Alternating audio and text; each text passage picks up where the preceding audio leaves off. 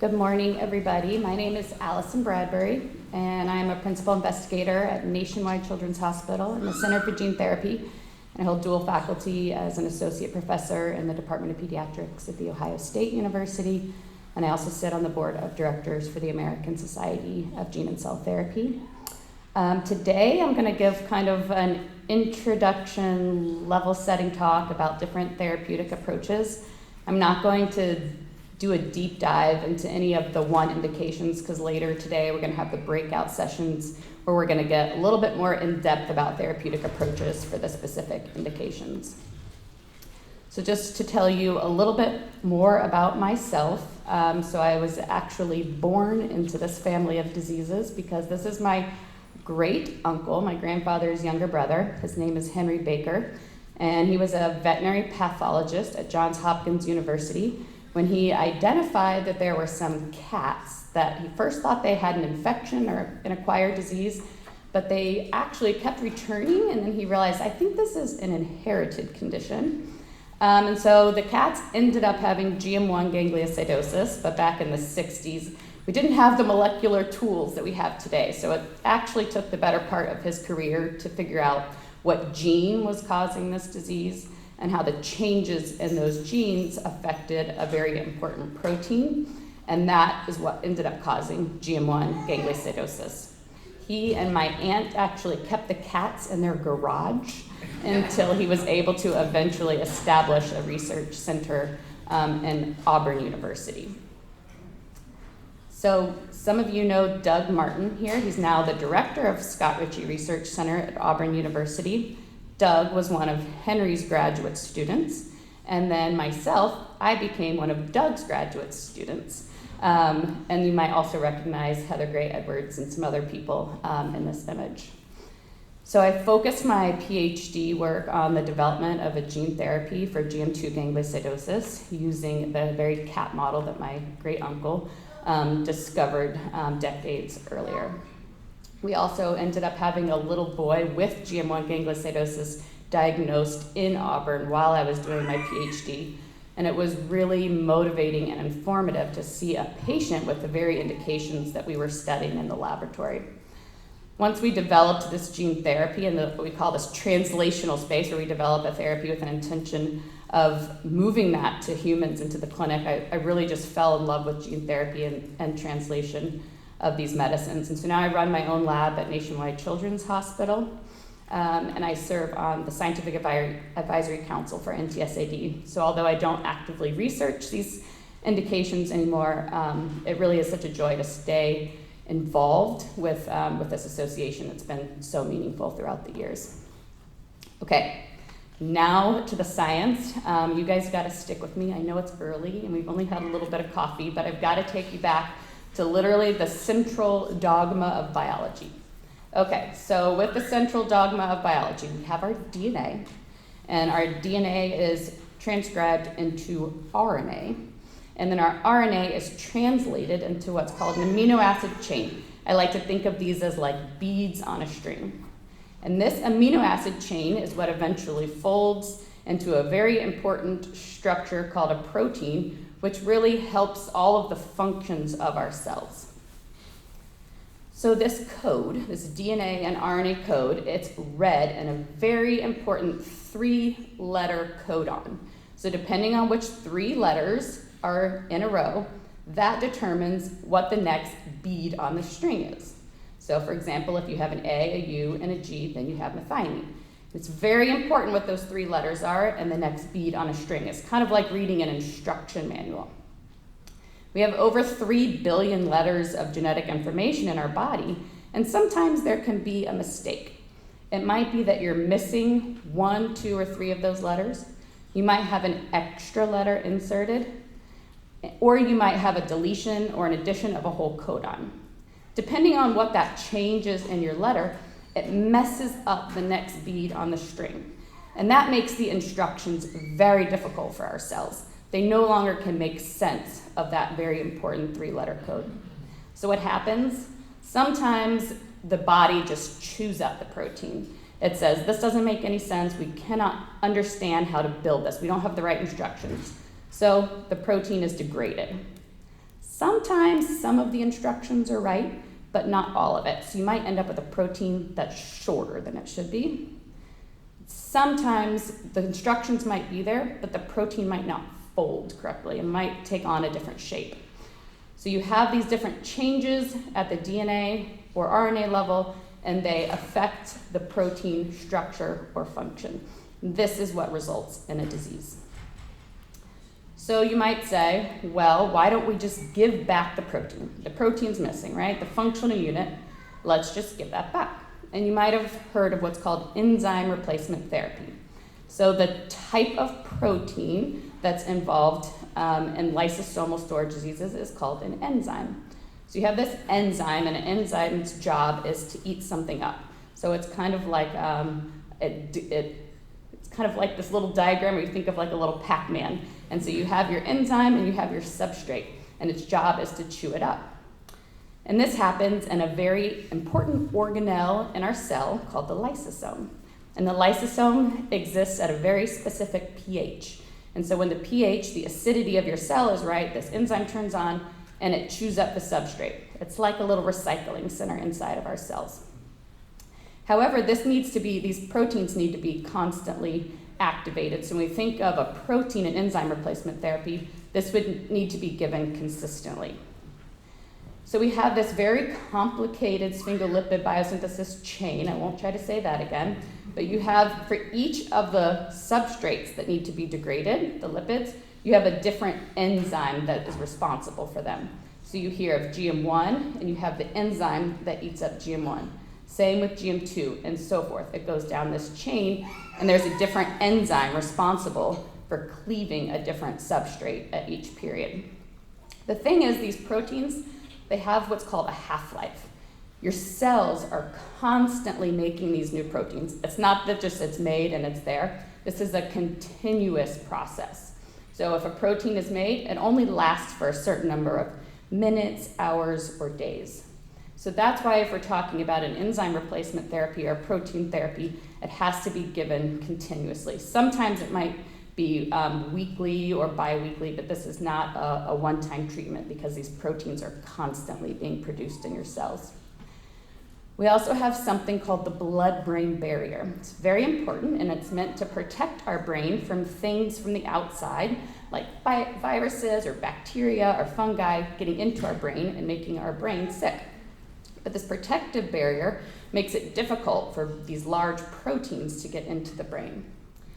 So remember, these need to be given continuously, so some approaches would use something like a wire reservoir into your brain, and this would be a continuous, again, maybe not like every hour, but weekly or every other week, that the enzyme or the protein would need to be delivered. So you could bypass this blood-brain barrier by giving it directly into the brain, or there's some ongoing research trying to find ways to make the proteins tagged or conjugated with something that would make them cross the blood-brain barrier. So you might hear about some of these enzyme replacement approaches that are trying to access the brain better, but less invasively. So there are a number of approved enzyme replacement therapies for different lysosomal storage disorders. But one of the things that I want to point out is most of the lysosomal storage disorders that have approved enzyme replacement therapy, they don't have a primary brain, a primary central nervous system phenotype. They might have a lot of phenotype that is in their peripheral part of their body, so it might mainly impact their bones or their liver. And if you're trying to give the enzyme into the blood, then that works well for those indications. But for those that we need the protein or the enzyme in the brain, those still remain challenging. We don't have any approved enzyme replacement therapies for brain delivery. So I hope that makes sense about giving the protein, the enzyme back. There are some other small molecule approaches. So remember I said that enzyme is like a Pac-Man that's supposed to be eating the substrate. So one therapeutic approach is, well, what if we could just try to reduce the substrate? That's called substrate reduction therapy. And then we also have other therapeutic approaches that are small molecules called chaperones. And these try to help get the enzyme into the cell better. So they help try to chaperone them there. These types of approaches, they can have benefit, But if you're missing that enzyme and you're not restoring that enzyme, it might help reduce the substrate or it might help get what enzyme is there to the cell better, but you're still not overcoming that issue that you don't have enough of the enzyme to start with. So these types of approaches tend to be more applicable to less severe versions of the disease where you might have a higher threshold, a higher starting point of what enzyme really is there and circulating in the body. So I've talked about some of the considerations for actually giving the protein back or helping the protein get to where it needs to be. But what I really wanted to focus on more today are strategies at the DNA and RNA level. So I'm going to talk about gene editing briefly, and then I'm going to shift gears and talk about gene therapy. So remember, we have those changes in our DNA, those mutations or variants, we like to say. And that molecular change, it impacts the protein, like I showed. It can impact the protein in two different ways. One is called loss of function. So you have your change in your DNA, and it results in a loss of the function of that protein. So the protein is either absent, shortened, or degraded.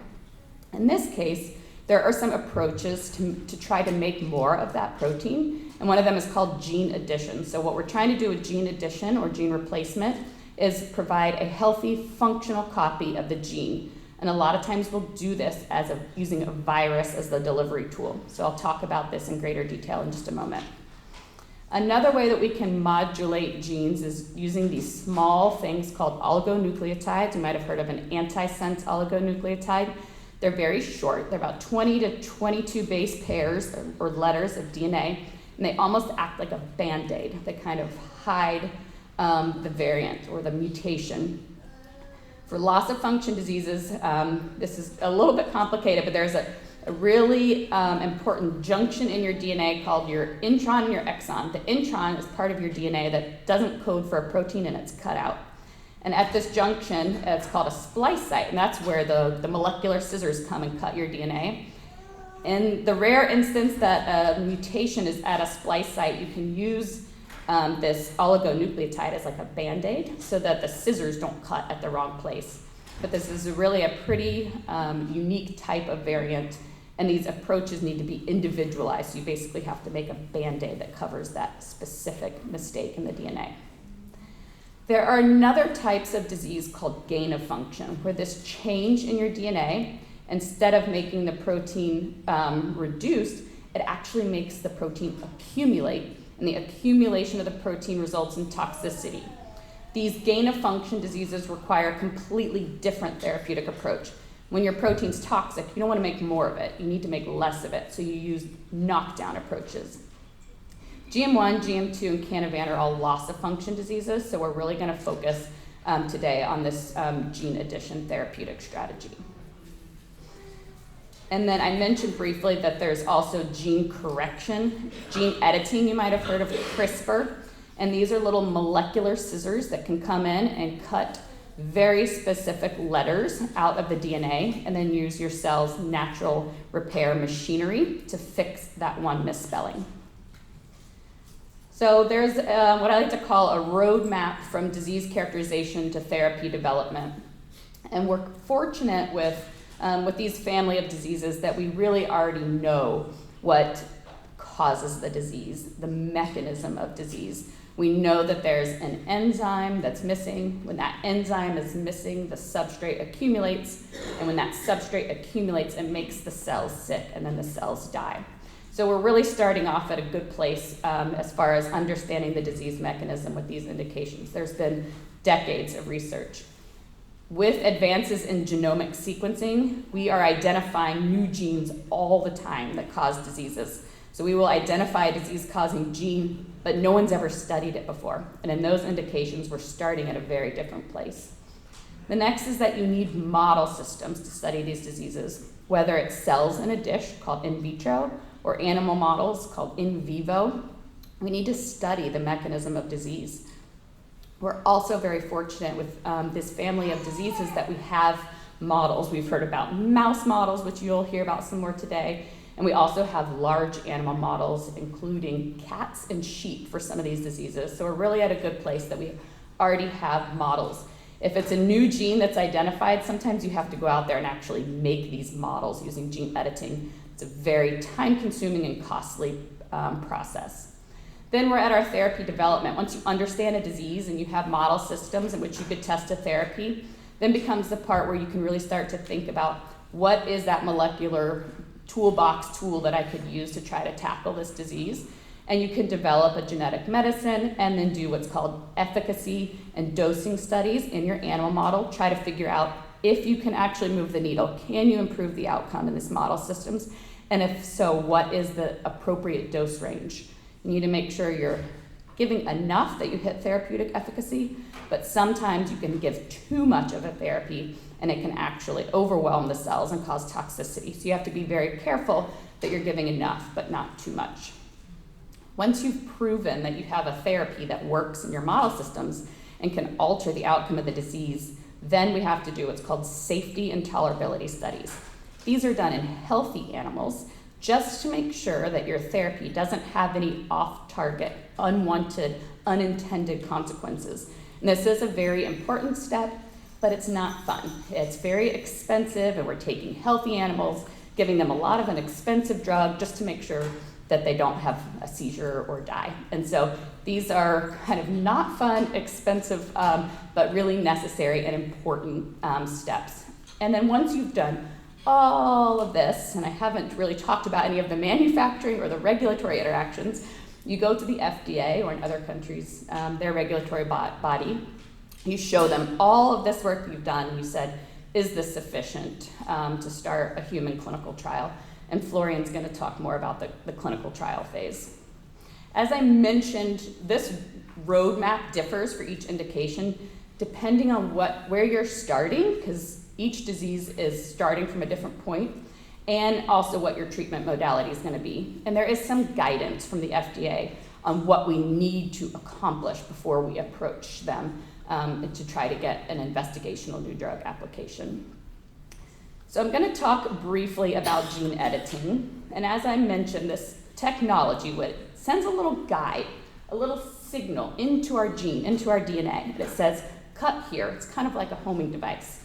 Then the little molecular scissors come in there and they cut out that broken part of your DNA. Then we can use our cells' natural repair machinery, because our cells, they make these mistakes naturally, and our body tries to catch them and fix them. And so with gene editing, we're trying to make our cells repair that one mistake. And what we can do is we can use that natural machinery after we make the cut, and our body will replace the wrong letter with the correct letter. It is, again, like I mentioned, with the oligonucleotide, it's an individualized therapy because you have to cut out any specific mistake that is made. Right now, gene editing is really being used for two types of indications. One is called ex vivo gene editing, and ex vivo means you take the cells out of the body, and in the lab, in a dish, you edit them, and then you give them back. And this is primarily being used for blood cells. The other type of gene editing is called in vivo gene editing, and for in vivo gene editing, what is done is that this gene editing machinery needs to be delivered to the body, right? It's too big to put inside of our most common types of gene therapy viruses. So what it's put in is called a lipid nanoparticle. And this is a large delivery vehicle, and it delivers the gene editing machinery to the body. Really, the best approach for in vivo gene editing is to target the liver. And the reason is when you give something into your blood, the liver is like a natural repository for it because your liver filters your blood. So if you put something in the blood, it's going to the liver. So it's very easy to get these lipid nanoparticles to target the liver. However, these are too big to get across our blood-brain barrier. So right now, the technology just isn't quite there to give gene editing by lipid nanoparticles to the brain. There's active areas of investigation to try to find ways to tag these lipid nanoparticles or modulate the blood-brain barrier to get this type of delivery into the brain. So for right now, the first FDA-approved gene editing was really for blood indications such as sickle cell, and it is showing help in these types of diseases. There was one attempt to use AAV, that virus, to provide in vivo gene editing to a patient that had muscular dystrophy. And unfortunately, that patient passed away 6 days after delivery of this in vivo gene editor. So I really I believe in this technology. I think it's there. It's great for blood diseases and liver diseases. It's just not quite prime time for brain diseases or neuromuscular diseases, and it just needs more time to make sure this type of technology can translate. I think in the future we'll get there. We're just not there yet. A lot of people heard the remarkable story of baby KJ out of CHOP last year. And this was the first personalized CRISPR therapy. And while this was an enormous success, I'm good friends with Rebecca Ahrens-Nicholas. We trained together at CHOP. And this was a really remarkable accomplishment because they treated baby KJ in 8 months. However, they were really poised to do this. They had already been trying to study these different types of genes that they could put the gene editor into a lipid nanoparticle. And why this indication was successful is that it's a liver disease. So again, they were able to take that lipid nanoparticle, put in the gene editor, and target this metabolic liver disease. So again, a huge success story, just the technology is not quite ready for our types of diseases. So the next type of therapy I'm going to talk about is gene replacement therapy. And what we're trying to do with this is you have your genetic mutation that results in that loss of function of your protein. So we use a virus, and this virus will deliver the functional copy of the gene. We're not interacting with the gene that's already there. So this is the opposite of that gene editing. We just leave the broken gene there and put in a new healthy functional one. So I've mentioned this virus that we use to deliver the gene. The virus is called adeno-associated virus, or AAV for short. It's just a virus that exists out in the natural world, and it's very simple. It has 2 genes, rep for replication and cap for capsid, and it's flanked by these inverted terminal repeats. When we want to use this virus to give our gene for a gene therapy, we basically gut it. And so now it's just a shell, so we're still using the virus as like a honing delivery vehicle, but we're putting in our gene of interest. So example, the gene hex for hexosaminidase. And you drive a gene with something called a promoter. This is a very important signal that tells the gene where to turn on and how much to express. So AAV has many advantages. The virus is what we call non-pathogenic. Many of us have been exposed to it, and it doesn't make us sick. It doesn't even cause the common cold, so if you've been exposed, you wouldn't even know. It rarely integrates into our DNA. Some of the very early viruses that were used for gene therapy, they were called integrating viruses. They actually went into your genes. And while that can be good in some ways because it means they stay forever, they could also land in the wrong genes, and they could turn on cancer-causing genes. So they had really issues with safety, and that some gene therapy recipients ended up getting cancer. So now we have these safer viruses that don't go into our genes. One of the big disadvantages of this type of virus is it's kind of small, so it has what we call a limited packaging capacity. It can hold up to 4,500 or 4.5 kilobases of genetic information. Some of our genes fit easily inside of this, but others don't. And sometimes we have to deliver 2 genes. For example, if we're trying to give hexosaminidase A and B, this might cause a challenge with how to fit genes inside of AAV. And another disadvantage is that durability. Remember, I just mentioned that it doesn't integrate into our DNA. It kind of exists as what's called an episome. So if a cell does turn over, the cell replicates, then it loses a copy of that. So we really try to use this type of non-integrating viruses for cells that are not going to turn over. So it's really good for cells like cells in your brain, like neurons, that don't divide or turn over in the lifetime of the cell. We can deliver gene therapy by different ways. The least invasive is an intravenous or systemic delivery. So this is just like getting an IV and it's delivered into your blood. So it's minimally invasive. However, remember we need to primarily get this gene therapy to the brain. Some of it will go to the brain because these viruses actually can cross the blood-brain barrier, at least certain serotypes or flavors the virus can. However, you're also going to get the virus in places you might not want it, like the liver, or the heart, and the muscle, and that can have some unintended consequences. You can directly inject an organ, so this could be like we want to directly administer into a certain part of the brain.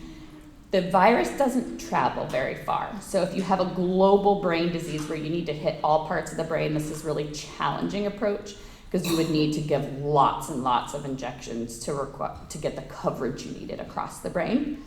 There are some indications that are like neural circuitry disorders, like Parkinson's or AADC, where they found if they hit a very specific area of the brain, then they can turn on or off like a circuit signal. And in those cases, this really direct injection works nicely. But for diseases where you need to cover the whole brain, it's very challenging to get widespread global distribution. So one of the kind of alternative approaches for brain diseases that you'll hear of is CSF delivery. What we do is we take the gene therapy and put it directly into the cerebrospinal fluid, or CSF for short. The CSF is the fluid that bathes our brain and spinal cord. So we're basically using this and putting our gene therapy directly into it, and it will bathe the brain and spinal cord. This is moderately invasive. It's like getting a lumbar or spinal tap. And there is concern that because it's kind of a superficial bathing of the brain, how much of it can actually get to some really critical deep brain structures. So there's areas of our brain that are really deep, and we don't know if by putting it in the CSF, if it can traverse far enough down. Some of those areas of the brain, like the thalamus, are really important and can cause seizures, so we might need to make sure we're getting really good coverage of a gene therapy, and this might continue to be a limitation in the field. So what do we do in the lab when we're developing a gene therapy? So basically, we need to choose that shell or that capsid. The AAVs come in many different flavors. You might hear like AAV9 or AAVRH10, and that's the serotype. That's the number of the capsid when it was discovered. And different serotypes go to different parts of the brain or different parts of the body, and we know certain capsids, like AAV9, like to go to the brain. We then put in our gene of interest, so like hexosaminidase, and our promoter, so we might want to drive the gene ubiquitously or to multiple cell types or a specific cell type. Again, we can give this IV or into the CSF, and then what happens is the virus gets out of the blood or out of the CSF and gets into the cell. The virus then deposits the gene of interest, and the virus itself is rapidly degraded, so that viral shell goes away. The gene then exists as this episome, and it starts to use those instructions. It says, okay, my instructions are to make this protein. So it might be making hexosaminidase, for example. The lysosomal storage disorders have an added advantage that these enzymes, these proteins, they're highly soluble and they are secreted. So they can actually get out of one cell and get into a neighboring cell by something called cross-correction. However, we know that as a disease progresses, the cells can start to die off, especially in neurodegenerative diseases. Once the cells die off, you no longer have those factories for the virus to get into, right? So you need a cell for the virus to get into to start making the protein. If the cells aren't there, then we don't have those therapeutic targets. Gene therapy can't bring cells back, but it can help to turn those cells into a factory to make the protein that's missing. So if you've not ever explored clinicaltrials.gov, I recommend it. It's your friend. It's a free government website, clinicaltrials.gov, and you can type in a disease name, you can type in a therapy type. So this is an example of GM1 gangliosidosis. There is a ongoing phase 1-2 intravenous, so that's the systemic delivery route of a gene therapy with an AAV9, so that's the serotype, expressing the human beta-galactosidase gene for type 1 and type 2 gangliosidosis. So you can go to the site and you can scroll down and it'll even tell you what the inclusion and exclusion criteria are for clinical trials and where you can find the clinical trial sites. One big advancement this year is that Dr. Cindy Tift, who's the PI of this gene therapy clinical trial for GM1 gangliosidosis, published the initial phase 1-2 trial results in a very high impact journal, the New England Journal of Medicine. So if you're interested and you haven't read this paper yet, please do, because this was really a big accomplishment by Dr. Tift and her team. It just came out in February of this year. There is a new clinical trial that is not yet recruiting, but hopefully will be soon. And this is for what's called prenatal intervention of gene therapy. It's also going to use that same AAV9 vector expressing the human beta-galactosidase, again for type 1 and type 2 GM1. And we think that intervening at the prenatal stage might actually stop disease before it really starts. Many of these diseases actually start in utero, so that enzyme's never there, and so some of that substrate, that ganglioside, can start to accumulate before the baby's even born. So what could be ideal is to intervene before that cytotoxic substrate, that thing that builds up and hurts the cells, really can accumulate. There's also some potential advantages at the fetal stage related to the immune system and the blood-brain barrier that might help distribute the gene therapy even better. So Tippy McKenzie, she's out in California. She's been doing this for enzyme replacement therapy, that first approach that I discussed, giving ERT at the in utero or fetal stage, and now she's going to move to gene therapy. So this is an exciting advancement that's also happened this year. Not yet recruiting, and I think the recruitment will be challenging because you have to identify somebody who's pregnant who has identified that the fetus has GM1 gangliosidosis. But I think this will be really informative for the field, especially since we already have the phase 1/2 trial of the kids who were diagnosed at various stages after symptom onset. So for Canavan disease, there's also 2 gene therapy clinical trials, one using an AAV9 gene therapy, so that's the ASPA Therapeutics trial, and then there's another one using an AAV OLIG 001, and that one is enrolling by invitation, that's by Myrtle. So you can again see the details and what's different or the same about these on clinicaltrials.gov. For GM2 gangliosidosis, there was a gene therapy clinical trial that is now in long-term follow-up. So those patients have been treated. They're in that, usually it's about a 5-year follow-up stage. So those patients are being followed long-term. But the first paper about this clinical trial was also published this last year, and again in another high-impact journal, which is Nature Medicine. So if you want to hear the initial results from this trial, please read this paper, which will be informative. There is the kind of next stage of this specific GM2 clinical trial, which is at UMass, where they're working on kind of the second generation, and they're writing what's called that investigational new drug application. So you'll hear more about these specific endeavors in the breakout sessions later today. This slide is even out of date. This slide shows that there's 7 AAV-approved gene therapy products, but there was another one approved just last week for genetic hearing loss. So the FDA continues to allow more clinical trials and even approve more AAV-mediated gene therapies. So what we mean when we say something is FDA-approved, not only has it gone to a clinical trial, but it's gone through those 3 phases that Rafa very nicely showed us, and then the FDA has said, okay, now this drug can be on the market. And so babies don't have to enroll in a clinical trial. They can get an FDA-approved drug, and hopefully, in some cases, their insurance will then reimburse for it. And it's only when a drug is FDA-approved that we can really start to see the greatest access of it. When a drug is still in clinical trials, it can still really limit the number of people that can have access to a given drug.